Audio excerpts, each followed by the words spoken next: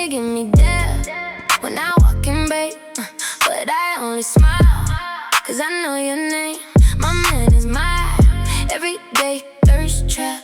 My man is fine, AF, and that is that. He's fine head to toe, but it's his mind that makes my love grow every single time. He a 10 plus, yeah, I said it. When you look at me, boy, I feel electric.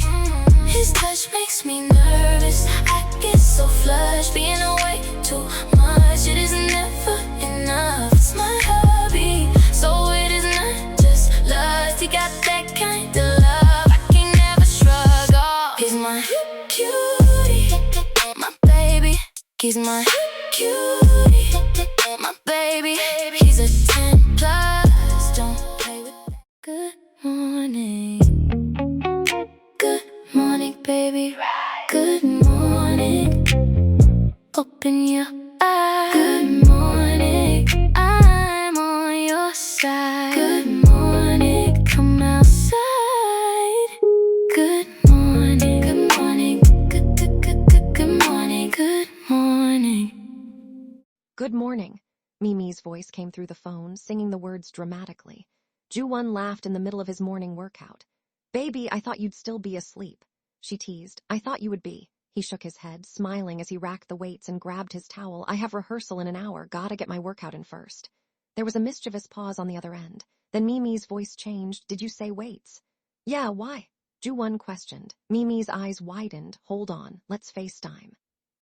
I'm missing my favorite show. Joo-Won laughed because he already knew exactly where this was going. Your favorite show? He asked. She didn't even hesitate. You know, the #1 show. Watching you work out. Top rated. Highly recommended. Joo-Won shook his head. You're unbelievable. But he was smiling because he loved this. He tapped the FaceTime button. The screens connected, and for one perfect moment, neither of them said a word. They simply looked at each other. Thousands of miles apart, but somehow still completely together. Joo-Won's expression softened. Almost instinctively, he whispered sweetheart in Korean, Yobo. Mee-Mee immediately melted. Don't do that. Joo-Won smiled. Do what? Look at me like that. Like my wife. And just like that, Mee-Mee was defeated. She bit her lip, trying not to smile too hard. Joo-Won watched her for a moment before asking, Are you heading to the airport? She nodded. You know it, me. And my shadow.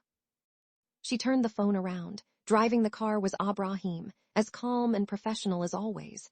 Without changing his expression, he raised his fingers up in the peace sign, then returned his attention to the road. Joo-Won immediately laughed. What's up, Abe? Abrahim gave a small nod. Morning, sir. Joo-Won smiled. Thanks for taking good care of my wife. Without missing a beat, Abrahim answered. You're welcome, I'll keep her safe. Mee-Mee tried not to laugh. See, my shadow. Joo-Won pointed at the screen. Call me when you land in Atlanta. I will. A quiet moment passed. Mee-Mee looked at him, then she leaned closer. I love. She stopped herself. She smiled and said, Sarangha. For a moment, Joo-Won said nothing. He simply looked at her, because every time his wife spoke Korean, it still surprised him. Not because Mee-Mee wasn't trying, but because it reminded him of something deeper. She loved him enough to learn his language. Finally, he said, Good girl. Mee-Mee immediately turned bright red. Joo-Won, she laughed, embarrassed. Remember the last time you called me a good girl? Don't make me flashback like that. Like what? He asked innocently. You know exactly what. He grinned, completely unrepentant, while Mee-Mee squirmed in the back seat. However, in the driver's seat, Abrahim noticed. He closed his eyes for exactly 1 second, then opened them again. Professional, very, very professional. Somewhere in the back of his mind, he remembered Bruno's warning about the overwhelming gushiness of these two. This was exactly what Bruno had been talking about. Joo-Won glanced at the time. His expression softened even more. I've got a surprise waiting for you when I get to Atlanta. Mee-Mee narrowed her eyes. What kind of surprise? If I told you, it wouldn't be a surprise. She sighed dramatically. I married a professional teaser. Joo-Won smiled proudly. You married very well. In the car, Abrahim quietly reached forward and turned the radio down another notch so they could hear each other better. He had accepted his fate. This conversation was going to continue, and he had an unfortunate front seat to it. He thought Prince Soren and Mel were bad, and they were. The ultimate PDA couple. Soren would snatch Mel up anywhere. State dinners. Polo matches. Abrahim would run to block bystanders from seeing them, with Ingrid yelling in his earpiece to do so. But Mee-Mee and Joo-Won were mushy on a different level. Mee-Mee noticed his reaction and burst into laughter. Poor Abrahim. I'm simply trying to concentrate on the road, ma'am. Joo-Won laughed. Hang in there, Abe. I'm doing my best, sir. Everyone laughed, and for one beautiful moment everything felt wonderfully normal. A newlywed husband missing his wife, a wife teasing her husband, a bodyguard pretending he wasn't listening, a love story unfolding one phone call at a time. It was a great start to the day for them, but not everyone felt the same way about how their day was beginning. The sun hadn't even begun to rise over Richmond, Virginia. It was 4:20 in the morning, and the streets of historic Cary Town were almost completely silent. Inside one of the city's most luxurious boutique hotels, Dylan slept peacefully beneath crisp white linens. His suitcase was already packed and waiting by the door. He had planned to fly back to New York later that morning after finally meeting the magnificent racehorse that would soon carry his name into racing history. Instead, his phone rang. The screen glowed in the darkness. The name Grant popped on the screen. Dylan frowned, instantly awake. Grant never called this early. He answered immediately, Grant? On the other end of the line, Grant's breathing was uneven.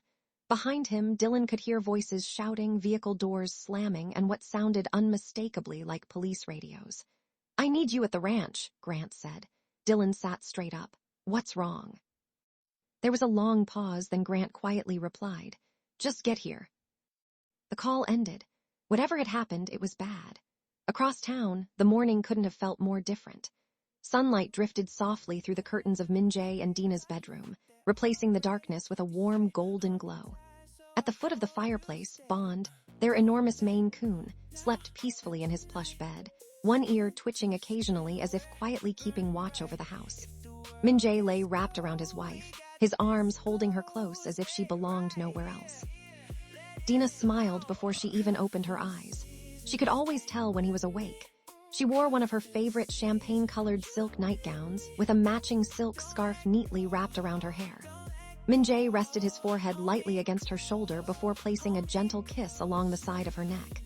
Good morning, she whispered. Morning, he replied. For a few peaceful moments, neither of them moved.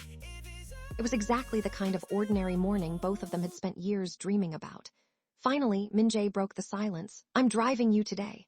She already knew what he meant, my appointment. He nodded. You don't have to. I know, but I'm going anyway. She smiled. You're stubborn. He smiled right back. Only when I'm right. Dina laughed softly. Long before becoming the successful businessman everyone now knew, Min-Jae had built a reputation for seeing what other people missed. During his years running Seoul's criminal underworld, his greatest weapon had never been violence. It had been observation. He noticed everything. I've been watching you, he said gently. You've barely finished breakfast all week, you haven't touched your tea, you're exhausted before dinner, and, his eyes drifted toward their kitty. Bond hasn't left your side in days. Dina followed his gaze. The enormous cat slowly opened one eye before settling back down again. He's just being clingy, she said. Min-Jae quietly shook his head. No, he's worried. She looked back at her husband. So are you. He didn't deny it. Instead, he reached for her hand. I know I've been avoiding this, she admitted. It's just... She looked down at their intertwined fingers. When my mother finally went to the doctor, they found the cancer. Her voice became quieter, and almost as soon as we knew, she was gone. A heavy silence filled the room. I think a part of me convinced myself that if I never went to the doctor, nothing bad could ever happen. Min-Jae gently turned her toward him until she was looking directly into his eyes. Dina, whatever this is, we'll face it together. She nodded, blinking away tears. Okay. Just then Min-Jae's phone rang. He glanced at the screen. It said Dylan. He answered immediately, Dylan. There was no greeting. Like Grant's call, there was NP small talk. Just urgency. Meet me at the ranch as soon as possible. Min-Jae immediately sat upright. What happened? A beat. Then Dylan said 4 words that changed the course of everyone's day. Day has been stolen. Silence. In an instant, the warmth of the morning disappeared. Min-Jae's expression hardened. The husband who had spent the last few minutes comforting his wife was suddenly replaced by the man who had once been one of the most feared strategists in Seoul's underworld. Whatever had happened at Grant's ranch, he already knew this wasn't an ordinary theft. Across the country, after their performance in Chicago, Kairos 5 had flown overnight to LA. They only had a few hours of sleep. A quick reset, then straight back into rehearsal. The next show was tomorrow. Inside the private dance studio, music echoed through the room as the members prepared for another performance. Dancers moved across the floor. The choreography team reviewed formations. Everyone was focused. Everyone was tired. Everyone was used to this. The studio doors opened. Joo-Won walked in. Tae-Kim looked up first. He smiled. "Morning." Joo-Won smiled back, "Morning." The two exchanged their usual dapped-up handshake. No big celebration, no dramatic reunion, just two friends who had been performing together across cities and knew exactly what the other was feeling. "You worked out already?" Tae asked. Joo-Won nodded. "Had to." Tae just shook his head. "Bro, I don't know when you sleep." Before Joo-Won could answer, Min-Jae walked over, still holding a package of toddler snacks. Joo-Won looked down. "Seriously?" Min-Jae shrugged. "The stand sent me like 100 boxes. Honestly, they're delicious." Joo-Won laughed. They exchanged a quick handshake. Then Sejun approached, always calm, always polished. He bent his body slightly as a sign of respect. "Good morning." Joo-Won returned the gesture. "Good morning." Then a voice came from behind them. "Did everyone start without me?" Dae-hun entered the studio laughing. Walking beside him was an attractive dancer who was clearly enjoying his company. He grinned. "What's up?" He dapped up Joo-Won real quick with their secret handshake. The group continued moving. Because for Kairos 5, all of this was normal. Another city, another rehearsal, another show. But across the room, something wasn't normal for their manager, Jisun. She stood with a clipboard, reviewing the schedule, focused per usual, because someone had to be. Standing beside her was her new assistant, Bomi. Very cute, very enthusiastic, very eager, and already causing problems. "Okay," Bomi began, "let's review tomorrow's schedule. After LA, next stop is Atlanta, Japan." The room went silent. Jisun slowly looked up. The assistant froze. "Wait, no." She flipped through the pages. "Sorry, I meant Atlanta, Georgia, not Atlanta, Japan." Jisun stared. "Yes, Atlanta, Georgia as in the United States." Bomi nodded quickly. "Right, sorry, a typo." She handed Jisun her coffee. Jisun looked at it, then took one sip. Immediately she stopped. "What's in this?" The assistant hesitated. They were out of regular whole milk, so they used goat's milk. And since I read that you have dairy sensitivities, this should cause less irritation for you." A long silence. Jisun looked at the cup, then back at her assistant. "Goat milk. Why didn't you try another coffee shop?" Before the assistant could answer, Dae-hun lifted his own drink, an enormous iced lavender coffee. He said, "I wish I would have known." Everyone turned. "I would have gotten the order right." Jisun looked at his drink, of course. Dae-hun always had the perfect coffee. "Extra whipped cream," he said proudly before taking a sip and saying, "I got that yummy yummy." Joo-Won, Min-Jae, Sejun, and even Tae-Kim bent over with laughter. Jisun rolled her eyes. This is going to be a long tour. Meanwhile, Mee-Mee was back home in Atlanta. The moment she walked outside Hartsfield-Jackson International Airport, a familiar convertible pulled up. Jenny, sunglasses on, music playing, already smiling, Mee-Mee. The two besties hugged. Then Jenny grabbed one of her bags. "Girl, get in the car." Mee-Mee laughed. "Hello to you too." Jenny said, "Best friend, we got things to do." Abrahim followed behind them, handling the luggage with his usual calm professionalism. Inside the convertible, Jenny immediately got down to business. "Okay, I have an idea." Mee-Mee looked over. "That sounds dangerous." Jenny smiled. "I want to style you and Bora and Adrian, but especially you." Mee-Mee laughed. "You know we have to talk to Jisun about that, right?" Jenny sat up straighter. "I can put on my big girl panties and talk to the scary K-pop boss lady." Mee-Mee laughed. "She's not that scary." Jenny gave her a look. "Mee-Mee, she manages the top boy band in the world. Her whole job is to scare people." From the back seat, Abrahim quietly spoke. "Actually." The women turned. Abrahim continued. "Musa, you know my brother, he's a bodyguard for the royal family too. Well, we both think Jisun is kind of hot." A pause. Mee-Mee blinked. "Excuse me."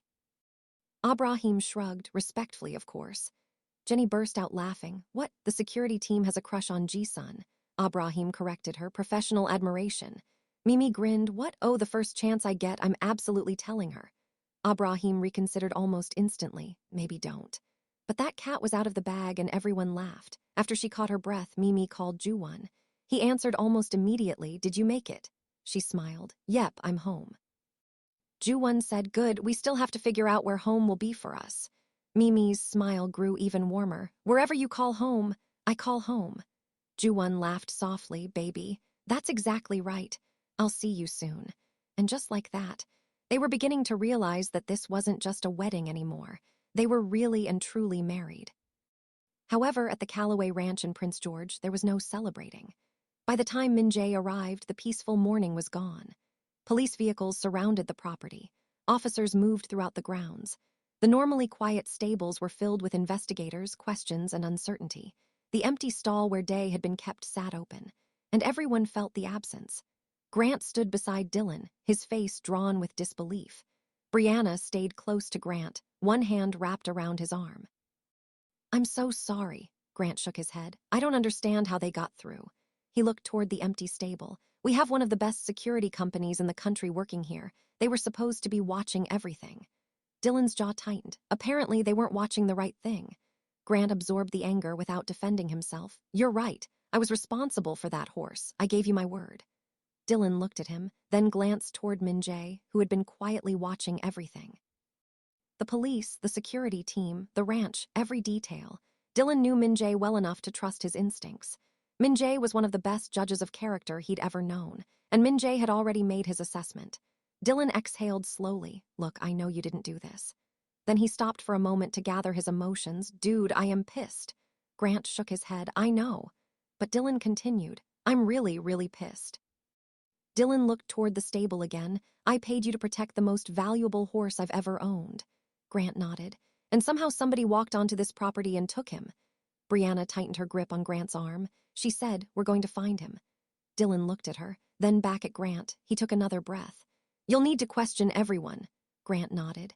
"Everyone, security, staff, contractors, anyone who had access to this ranch." Dylan's expression hardened even more, because somebody knew exactly what they were doing. Min-Jae finally stepped forward. "We'll find Dae." Dylan looked at him. Min-Jae's voice remained calm. "And when we find whoever took him, they will face the consequences." Dylan nodded because he believed Min-Jae. Min-Jae did not play at all, but then Dylan turned toward the wall, his jaw clenched. His hands curled into fists, and before he acted, Brianna immediately noticed. "Dylan!" He stopped. Took a breath, then slowly lowered his hands. "I just really want to punch a hole in that wall." Grant looked at the wall, then at Dylan. "Please don't. Bro, the wall didn't do this. Think about Romans, repay no one evil for evil." For the first time that day, Dylan almost laughed. Almost. Even Min-Jae cracked a little smile. Then a vehicle pulled up. The chief of police stepped onto the property. He had come from Petersburg to assist their neighboring colleagues in Prince George. The towns were separated by little more than a boundary line, but today they were facing the same problem. He approached the group. "We need Detective Madinah on this." Immediately, Min-Jae's expression changed. "No." The chief looked at him. "Min-Jae, she's the best detective in the area. She's exactly who we need." Min-Jae remained calm, but his voice was firm. "Her job is protecting this community, but my job is protecting her." The chief studied him. "What's going on? Is she feeling okay?" "Missed some days." Min-Jae didn't answer. He didn't have to. The chief sighed. "I understand, but this is her job, and quite frankly, she's really good at it." Min-Jae looked toward the empty stall, then back at him. "Give us 2 days, we can find something." The chief asked. "A clue," Min-Jae answered. "Maybe even more than that, something before she has to get involved." The chief considered him, then nodded. 2 days. Min-Jae stepped away. He pulled out his phone. There was one person he needed. Tae. The call connected. In the background, music echoed from the LA dance studio.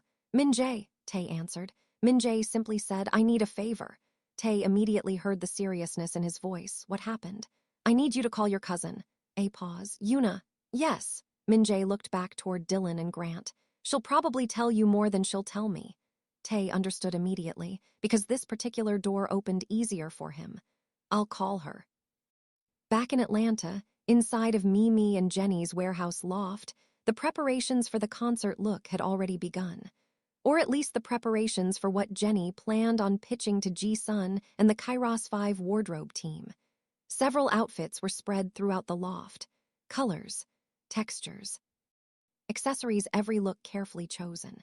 Jenny moved around the room with the confidence of someone who knew exactly what she wanted. "Okay, try this one." Mee-Mee stepped out in glam ranch aesthetic. She posed in sequin-studded denim, metallic cowboy hat, and a fringe skirt. Jenny clapped. "Okay, now try this." Then Mee-Mee did a little dance in a crystal-embellished catsuit. Jenny thought for a second, then said, "Now, this." And Mee-Mee obliged with a structured biker jacket with leather shorts. Jenny jumped up and down. "My girl is a baddie, for real." Abrahim, not really understanding the commotion, went back to listening to his Avalerian news podcast. Finally, Jenny said, I love all of the looks, but let me find out what your Juju is wearing. Mee-Mee laughed. Girl, you are in your element. Jenny laughed. I didn't get voted best dressed in high school for nothing. Jenny adjusted a detail on the outfit. This show is huge. You're performing with Kairos 5. Heck, your man is the Joo-Won. You need to look like you belong there. Mee-Mee smiled. Then Jenny looked thoughtful. Speaking of, what's that cutie's name? Dylan. Mee-Mee glanced over. What about him? Jenny raised an eyebrow. Do you think he's coming to the show? I heard he invested in that K-pop company. Mee-Mee shrugged. I don't know, but she smiled. I can find out. Jenny smiled real big. Later, Mee-Mee sat with her phone in hand. There was an invitation she wanted to make. She smiled when the screen connected. Princess. Mel answered. Hey, cuz. The warmth between them was immediate. I have a question. Mel smiled. I'm all ears. Mee-Mee laughed. I want you and Prince Soren to come to Juju's show in Atlanta. Can you believe I'll be singing with him? Kairos 5 is performing there in a day or so. Jump in your jet or whatever it is you royals do. Mel's face lit up. I love it. And I can believe you'll be singing with him. Your voice is a gift from God. I'll check with Ingrid about the schedule. Mee-Mee clapped. Thanks, Mel, boo. Oh, and bring Rosie and Edward, too. I haven't seen my people in a minute. Mel's expression shifted slightly. But Mee-Mee, have you heard from Rosie and Edward lately? Mee-Mee paused. No, why? Mel hesitated.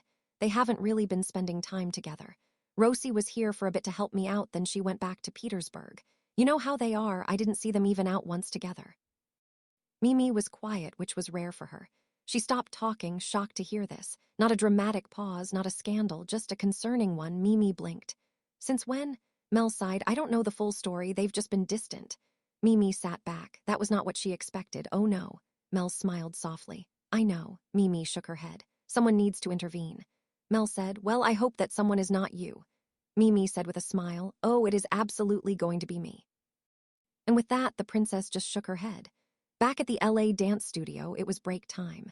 Joo-Won used it to make a special call that involved a surprise for Mee-Mee.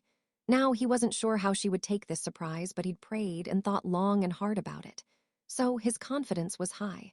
However, Tae was also making a serious call. He stepped into a private room and called Yoona, who was one of those people the family simply accepted. Everyone knew that her connections to the Korean Mafia were better left unexplained. No one knew exactly who she worked for or what she did, and no one asked.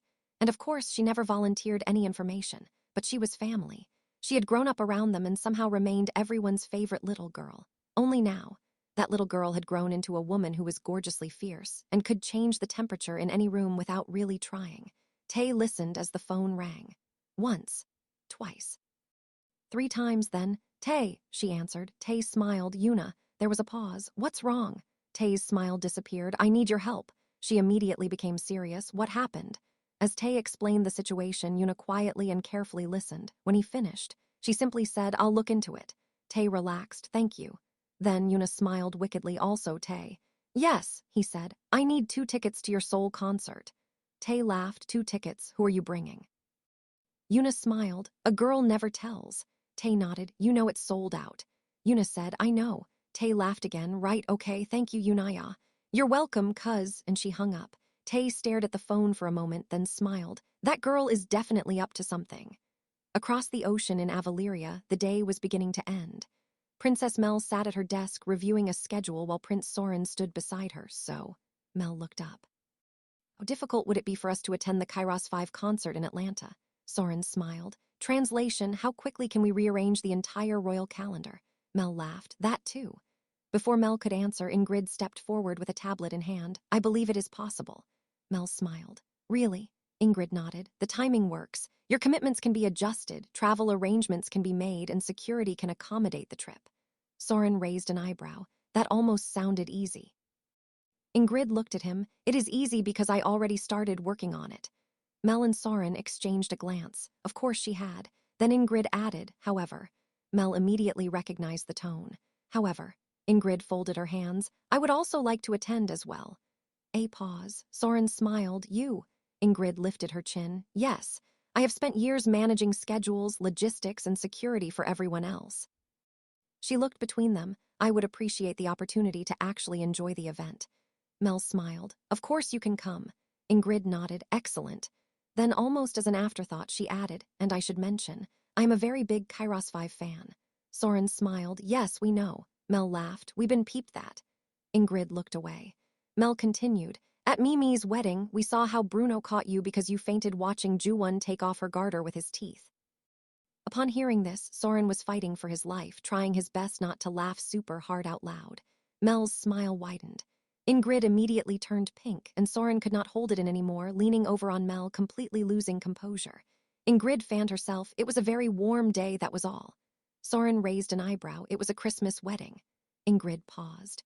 A very emotionally warm day. Soren laughed harder. "And Tae-Kim, he's what they call your bias, right?" "Your favorite member." Ingrid straightened. "Also incredibly talented." Mel smiled knowingly, but then Ingrid added, "And he has that beautiful tattoo on his chest." Soren looked at Mel, and then she exploded with laughter. Ingrid suddenly stood. "Excuse me." Mel looked up. "Where are you going?" Ingrid grabbed her tablet. "To get water. I'm a little parched now." A beat. They watched her leave because apparently it was getting too warm in there. Then Soren gently pulled Mel out of her seat and gave her a kiss. "I'm getting a little warm, too." And Mel rose on her tiptoes and kissed her PDA prince with everything she had. Across the ocean at the LA dance studio, Tae's phone rang. It was Yoona. He answered immediately. This time she wasn't talking about concert tickets. "I found something." Within seconds, Tae added someone else to the call, Min-Jae. The moment he joined, Yoona got straight to the point. "The horse was most likely taken by someone named Magnus Frock." A pause. Tae listened carefully. "Who is he?" "An eccentric, wealthy horse collector. He lives in Lexington, Kentucky."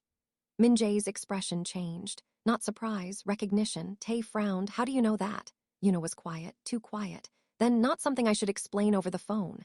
Min-Jae nodded because he already understood. He knew exactly how Yoona found her information. Years ago, some members of Seoul's criminal underworld had hidden money through legitimate-looking investments. Art, luxury vehicles, and of course, race horses. The perfect combination of wealth and secrecy to clean their illegal funds. Yoona continued, "Min-Jae, this guy has no idea who he's dealing with. He has no idea who you used to be or who Dylan is. He just loves to win. He apparently bragged about taking the horse because he didn't want to risk Dylan's horse competing against his later this month." Then Yoona added, "By the way, did your friend really name that horse after himself? Is it really called Dylan's Day?" He immediately laughed. Then Yoona followed suit. Min-Jae remained completely serious. "Yes." His mind was already somewhere else, getting intel on Magnus Frock and saving Day the horse. Finally he spoke, "I'm taking a little trip to Kentucky." Silence, because everyone knew what that meant. Min-Jae wasn't chasing a clue. He was going after the answer. Just then, Jisun yelled for Tae to come over for a huddle. He jumped off the call. Everyone gathered around. The members of Kairos 5, the dancers, the staff, and unfortunately for Jisun, Bomi, her new assistant. Jisun looked over the schedule. "Tonight, we fly to Atlanta. The concert is in 2 days, so we need to be ready." Everyone listened because when Jisun spoke, people paid attention. "This show is important. Atlanta is going to be one of the biggest stops on the U.S. leg of this tour." Then she looked at the members. "And you have a very special guest joining us." The guys looked up. Jisun continued, "Jem Gordon will be opening the show." A reaction immediately went through the room. Even Kairos 5 knew that name. Jem Gordon, Atlanta-born, international superstar, hitmaker, fresh off her own world tour, and now coming home. She agreed because she is a fan of Kairos 5 and because this is her city. Daehyun smiled. "That's huge." Jisun nodded. "It is." Bomi stepped forward. "I also confirmed Jem Gordon's hospitality rider." Jisun nodded. "Good." Bomi looked at her notes. "Everything is ready, private dressing room, special lighting requirements, organic meals." She flipped the page, and 12 white horses. The room went silent. Everyone slowly turned. Jisun stared. 12 horses. Bomi blinked. Then she looked back at the page. "Oh." She immediately covered her face. "That's not right." Jisun waited. Bomi looked embarrassed. "It was supposed to say 12 white roses, not horses." Another beat. "I think autocorrect changed it." Daehyun looked impressed. "Honestly, that would have been an unforgettable entrance." Tae shook his head. "No." Daehyun shrugged. "I'm just saying. Jem Gordon riding into the arena on a white horse. A pause, or a farming at its finest." Jisun shook her head, then she walked over and pulled up a video on her laptop. The screen showed Jem Gordon performing. A powerful voice. A commanding stage presence. Thousands of fans singing along. The room watched. Even the members of Kairos 5 were impressed. Daehyun leaned forward. "Dang, she is fine. I mean extra fine. Fine AF fine." Tae immediately turned. Dae-hun. What? Tae shook his head. You couldn't even wait 5 seconds. Dae-hun shrugged. I was appreciating her talent. Nobody believed him. Jisun closed the laptop. Absolutely not. Everyone looked at her. Let me be clear, no fraternizing, none. She looked directly at Dae-hun. We're having a successful tour. We are not adding unnecessary drama. Dae-hun raised his hands in defeat. Understood. Jisun narrowed her eyes. I mean it. Yes, Jisun. She returned to the schedule. Also, Mee-Mee, Adrian, and Bora need to join our next rehearsal. The guys smiled. Their cuties were coming. There was about to be more energy, more chaos, and more chemistry, and somehow, that was always when Kairos 5 was at its best. Sometime later at Dina and Min-Jae's Victorian house, another big moment was brewing. Bond was still exactly where he had been all day, beside Dina. The enormous Maine Coon lifted his head as Min-Jae entered, then settled back down, almost as if he approved. Min-Jae smiled, still protecting her. I thought that was my job. Bond blinked slowly. Dina laughed softly. Min-Jae walked over and gently touched her shoulder. Dina. She looked up at him. I have to take a trip. She studied his expression. Where? Kentucky. A pause, but he didn't explain further. Not yet. Dina could tell there was something happening, but she also knew him. If Min-Jae was worried, he would want to carry that weight himself. Before she could ask more, he reached for her hand. But first, I'm taking you to your appointment. She smiled. You don't have to. But I want to. She smiled. You really are stubborn. He smiled. Only when I'm right. At the doctor's office, Min-Jae stayed beside her the entire time, holding her hand, listening, watching, protecting. The doctor examined Dina, asked questions, took samples, ran the necessary tests. Then they waited. Those few minutes felt longer than either of them expected. Min-Jae whispered in his wife's ear, he did not give us the spirit of fear. Dina nodded. Finally, the doctor returned, a warm smile on his face. Congratulations. Dina tilted her head. Congratulations for what? She looked at Min-Jae, then back at the doctor. The doctor smiled. Going to have a baby. Silence. The room completely changed. Dina stared, and at a complete loss for words. Min-Jae didn't move. The doctor repeated himself, you're with child. Neither of them spoke. They simply looked at each other, shock, fear, joy, 1,000 emotions arriving all at once. Dina looked down at their intertwined hands, then back at her husband. A small smile slowly appeared. Min-Jae, he looked at her. She laughed softly through the tears in her eyes. I just realized something. What? She squeezed his hand. You were already attached to me. For a moment, he looked completely confused. Then she smiled, and now, she glanced down. We're going to have a baby attached to us. A quiet laugh escaped him, a real one.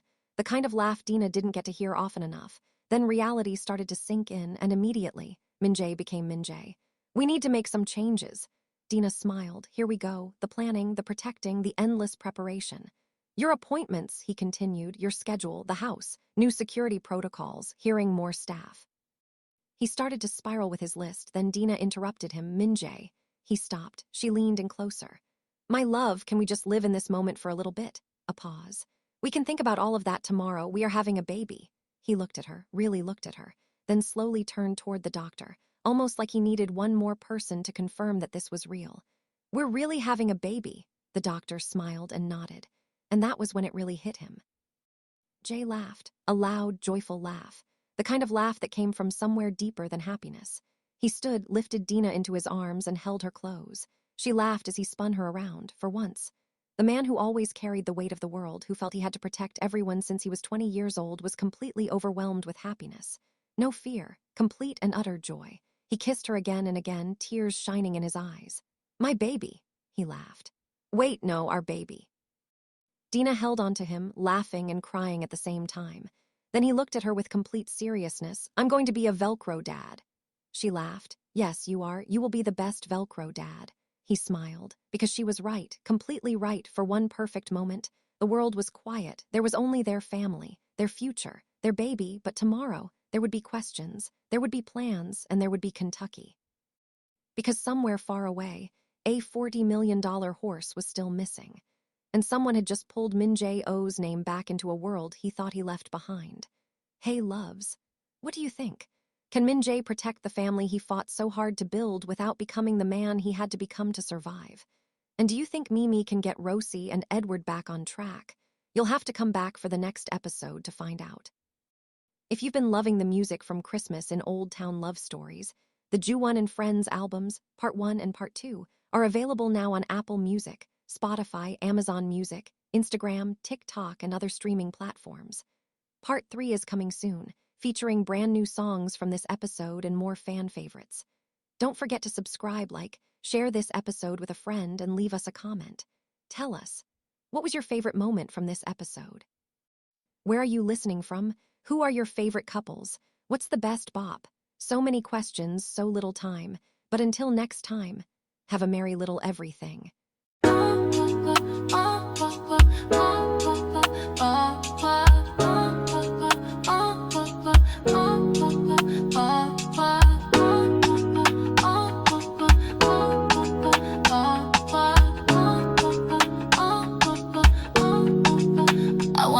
For my birthday, he says he got me and it's okay.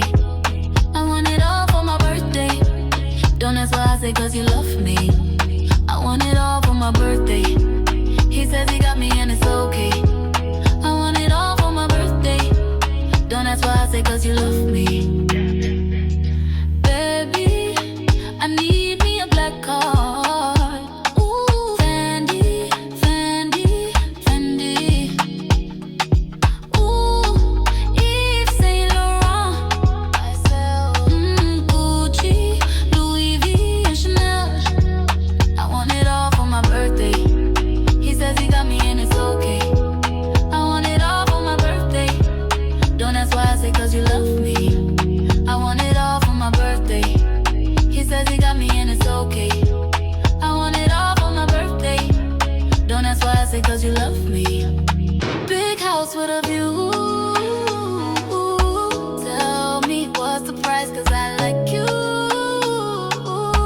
Money ain't a thing cause you ballin', baby. But I love the things that you buy for me. I want it all for my birthday. He says he got me and it's okay.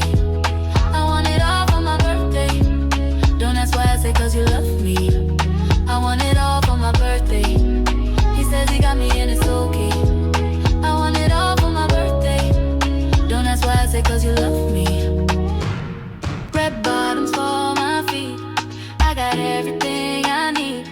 Money growing on trees. He buy me everything